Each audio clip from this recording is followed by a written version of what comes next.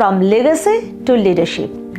আগের পর্বে আমরা ফিরে তাকিয়েছিলাম পিয়ারলেসের যাত্রাপথের দিকে, কিভাবে 1932 সাল থেকে শুরু করে আজকের দিন পর্যন্ত সময়ের সঙ্গে তাল মিলিয়ে ট্রান্সফরমেশনের মধ্যে দিয়ে গিয়েছে পিয়ারলেস।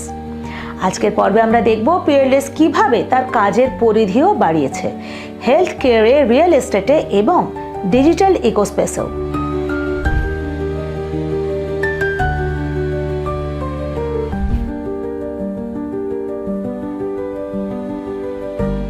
শুরু করব স্বাস্থ্যক্ষেত্রের কথা দিয়ে। অঙ্কোলজি সার্ভিসেস, ক্যান্সার কেয়ারে পিয়ারলেস একটা বড় নাম হয়ে উঠতে চলেছে। তার সঙ্গে রয়েছে শ্রেয়স প্রকল্প। এই শ্রেয়স প্রকল্পটা ঠিক কি ভাবনা চিন্তা করা হচ্ছে সেটা নিয়ে একটুখানি জেনে নেব।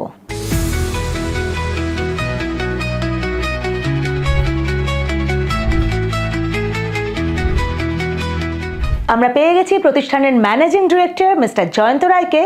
শ্রেয়স প্রকল্প নিয়ে একটা ওভারভিউ দেবেন তিনি আমাদের। নিঃসন্দেহে বলা যায় শ্রেয়স পিয়ারলেসের ইতিহাসে one of the most significant health care projects, কারণ এটি একটি specialised institution for oncology and advance medical science including transplant. এখানে তিনটে গুণগত ইমপ্রুভমেন্টস হতে চলেছে। নাম্বার ওয়ান, এখানে অত্যাধুনিক প্রযুক্তি যেমন থাকবে, সেটা গামা জিটি ক্যামেরা হতে পারে, পেট সিটি, ব্রকিথেরাপি, লিনিয়ার অ্যাক্সেলারেটর, ঠিক তেমনি এখানে শ্রেয়স কিন্তু আমাদের পরিকাঠামো দিক থেকেও ট্রান্সফরমেটিভ। কেন বলছি সেটা, যে আমাদের ওপিডি রুম 54 থেকে বেড়ে 85 হতে চলেছে।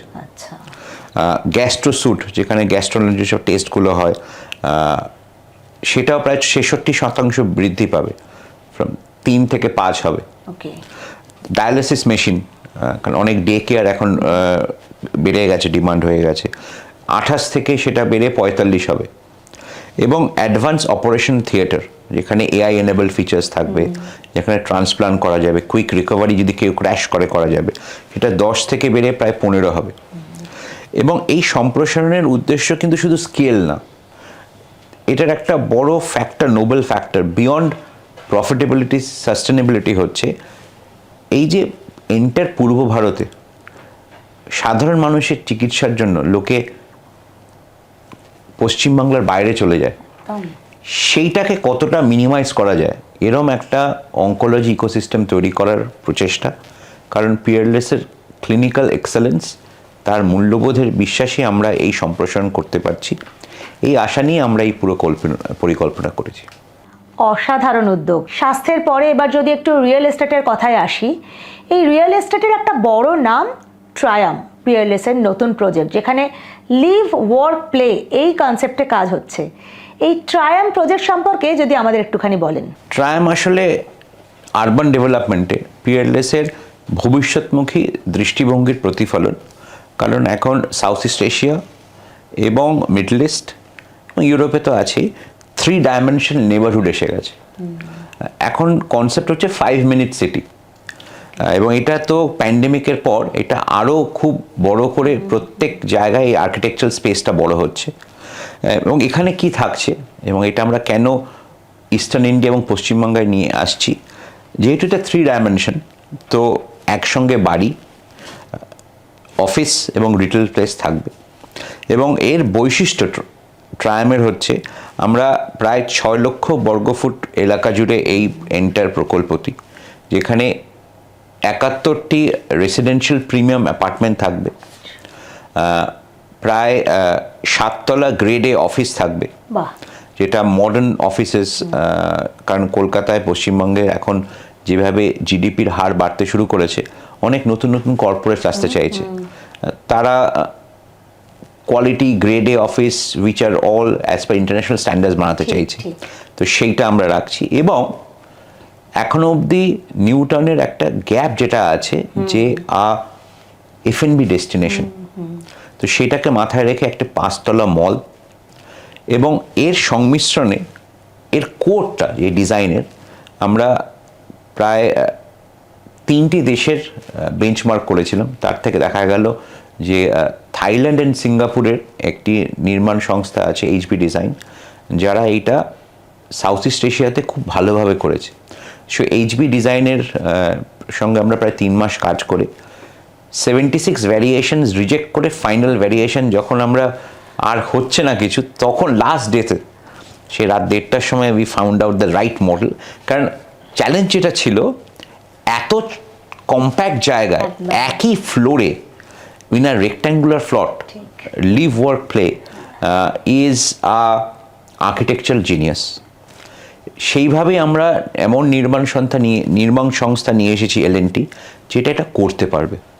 কারণ আপনারা জানেন ডায়াফ্রাম ওয়াল মানে মেট্রো রেল তৈরি করতে যেটা লাগে, সেই ডিজাইনের ক্যাপাবিলিটি আমরা তৈরি করছি, সো দ্যাট এক্সেলেন্সে যেন এন্ড ইউজারের সেই স্যাটিসফ্যাকশনটা পায়। মানে বিশ্বমানের তো বটেই, এবং সেখানে কোনো কম্প্রোমাইজের জায়গা নেই। হ্যাঁ, মানে যদি ইন্টারন্যাশনাল কনসেপ্ট নিয়ে আসতে হবে, তো এটা তো একটা 30-40 বছর এটা সাস্টেনেবল হতে হবে না।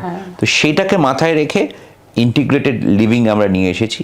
এবং আমাদের যেটা খুব আশাজনক, যেটা আমাদেরকে আরও মোটিভেট করছে, যে কনসেপ্টটা আমরা ভেবেছিলাম, কিন্তু প্রথম 6 মাসের মধ্যেই প্রায় 30% রেসিডেন্সিয়াল বুকিংয়ের যে কনফার্মেশন পেয়েছি, সেটাই আমাদের আগামী দিনের এই জিনিসটাকে আরও ডাইনামিক হয়ে যেতে এগোতে পারছে। কারণ today West Bengal is also meaning business, এবং সেইখানে এরকম যে কনসেপ্টগুলো লোকে স্বতঃস্ফূর্ত নিচ্ছে, সেটা আমাদের কাছে খুব আশাজনক। একেবারে শুরুর সময়ে 30% বুকিং নিশ্চয়ই একটা বড় আশার কথা বলে। এই যে স্বাস্থ্য, এই যে রিয়েল এস্টেট এবং আরও যে বহুমুখী দিক রয়েছে পিয়ারলেসের, এই সবটাকে একসঙ্গে পাওয়া যায় না। বিশেষ করে আজকের ডিজিটাল সময়ে মানুষ যখন এক ক্লিকে সব কিছু খোঁজে, এই ভাবনা থেকেই এসেছে পিয়ারলেস ওয়ান। ডিজিটাল ইকোসিস্টেমে একটা নতুন জায়গা তৈরি করেছে প্রতিষ্ঠান। এই পিয়ারলেস ওয়ানের কথা জানতে আমরা আবারও ফিরে যাব এক্সিকিউটিভ ডিরেক্টর সুপ্রিয় সিনহার কাছে। পিয়ারলেস ওয়ান নিয়ে যদি কিছু বলেন। হ্যাঁ, সেই ভাবনা থেকেই পিয়ারলেস ওয়ান, এবং তার পেছনে আরও একটু গল্প আছে। সেটা হচ্ছে, আমি যখন আজ থেকে বছর 3-3.5 আগে যখন পিয়ারলেস জয়েন করি, অনেকের সঙ্গে কথা বলেছিলাম জয়েন করার পরে পিয়ারলেস সম্বন্ধে তাদের কী ধারণা, কোনটা ভালো, কোনটা মন্দ, কোনটা ইমপ্রুভ করতে হবে আমাদের।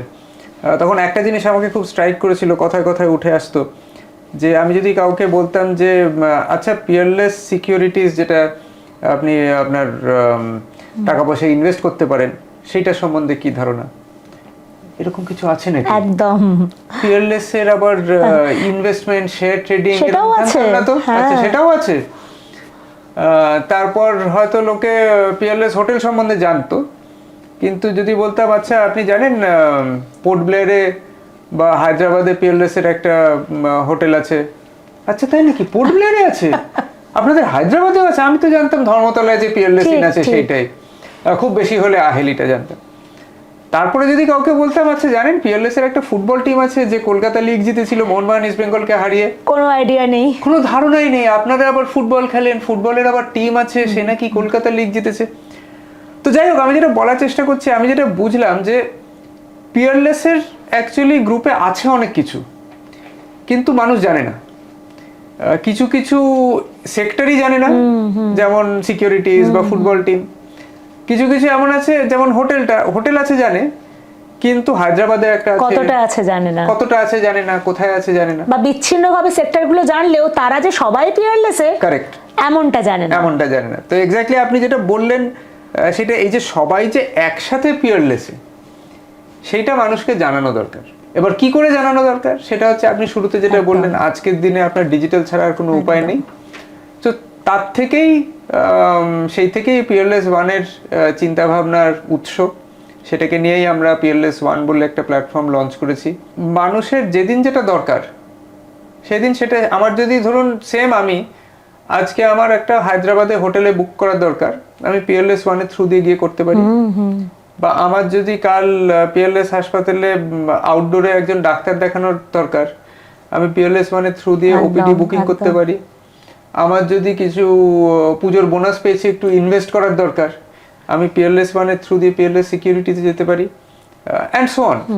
এবং আমার যদি পিয়ারলেসের যে ফিলান্থ্রপিক যে অ্যাক্টিভিটিগুলো, সেইগুলোও equally represented in Peerless one. Peerless one as an initiative is very new. আমরা সবে গত বছর স্টার্ট করেছি, কিন্তু যা রেসপন্স আমরা মানুষের থেকে পেয়েছি অ্যাকচুয়ালি মাইন্ড ব্লোয়িং।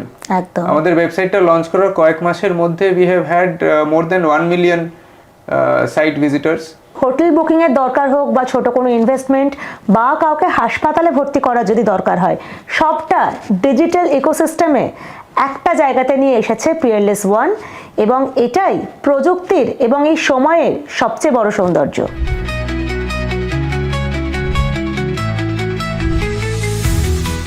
পিয়ারলেসের কর্তা ব্যক্তিদের কাছ থেকে আমরা জানলাম এই প্রতিষ্ঠানের দীর্ঘ যাত্রাপথের কাহিনী এবং তার পরিধি, তার আগামীর পরিকল্পনা।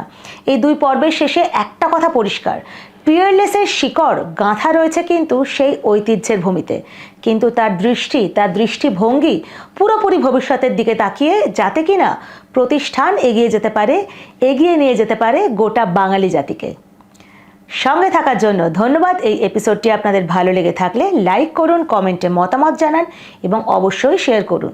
ততক্ষণ দেখতে থাকুন দ্য ওয়াল, কারণ খবর এখন এখানেই।